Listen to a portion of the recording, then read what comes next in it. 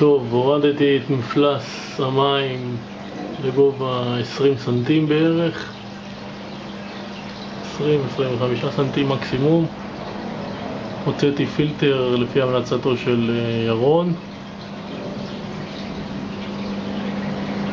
עכשיו מתחיל שלב השחייה החופשית. הראשונים החלוצים כבר התחילו לשחות היום.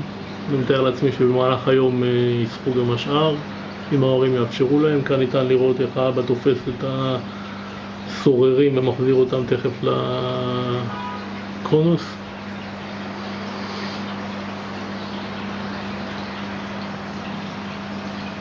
הנה הוא בא לבדוק מי מצלם אותו ומחזיר אותם לקרונוס.